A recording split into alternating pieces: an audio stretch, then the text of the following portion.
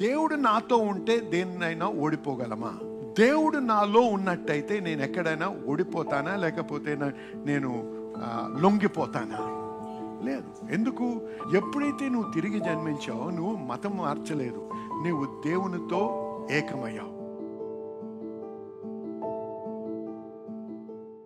If you are born again, నీవు తిరిగి జన్మించినట్టయితే నువ్వు లోకాన్ని జయించగలవు. అంటే నీవు ఏ విధంగా డిజైన్ చేయబడ్డావు, ఏ విధంగా తయారు చేయబడ్డావు అంటే, ఎప్పుడు తిరిగి జన్మించినప్పుడు ఏమవుతుంది నీ జీవితంలో, నీ హృదయంలో యేసు ప్రభు నీ హృదయంలోకి వస్తున్నాడు.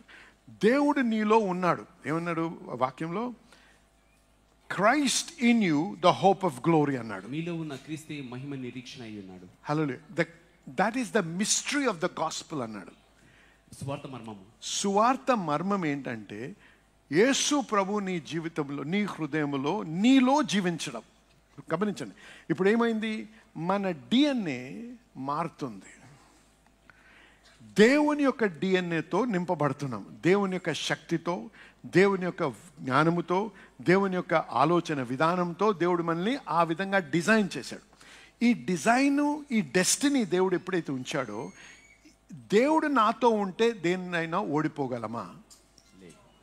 హల్లెలూయా.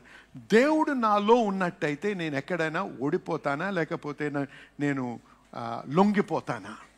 లేదు. ఎందుకు? నాలో దైవిక శక్తి ఉందన్నమాట. అది మర్చిపోకూడదు. ఎప్పుడైతే నువ్వు తిరిగి జన్మించావో నువ్వు మతం మార్చలేదు, నువ్వు దేవునితో ఏకమయ్యావు. దేవుని యొక్క జీవము నీలోకి వచ్చిందనమాట. హల్లెలూయా. దేవుడు నీలో ఉన్నాడు, ఆ నిశ్చయత నీకు ఉండాలి. అప్పుడే ఏ శోధన వచ్చినా నువ్వు జయించగలవు. ఏ రకమైన ఆటంకం వచ్చినా నువ్వు జయించగలవు. ఏ రకమైన పర్వతం వచ్చినా ఆ పర్వతాన్ని నువ్వు తొలగించగలవు. ఏ విధమైన తుఫాన్ వచ్చినా దాన్ని నువ్వు నెమ్మలపరచగలవు. హల్లెలూయా. ఈ యొక్క డిజైన్, ఈ నీలో దేవుడు ఆ రకంగా నిన్ను తయారు చేయడమే కాదు, అటువంటి పొటెన్సీతో, అటువంటి పవర్ పొటెన్సీతో ఉంచాడు నిన్ను.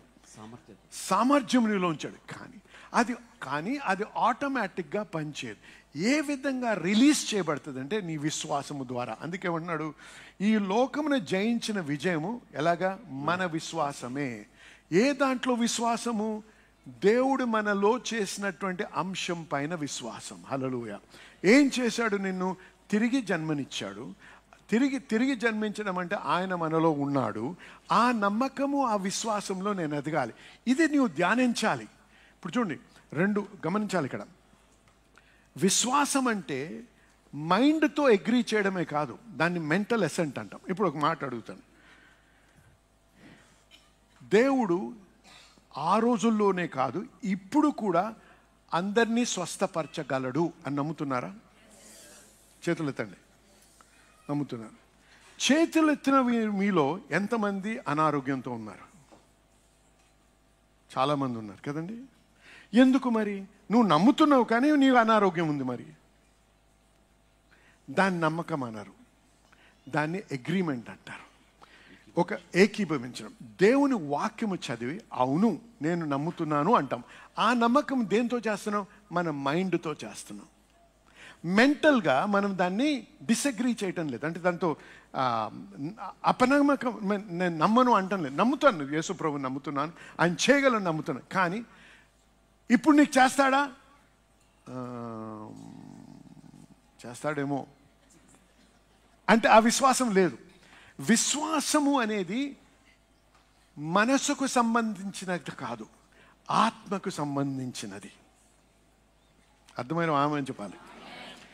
ఈ విశ్వాసంలో నువ్వు కట్టబడకపోతే నువ్వేమనుకుంటావు? నేను నమ్ముతున్నాను అనుకుంటావు, కానీ నీ అనుభవానికి, నీ నమ్మకానికి పొత్తు కుదరదు.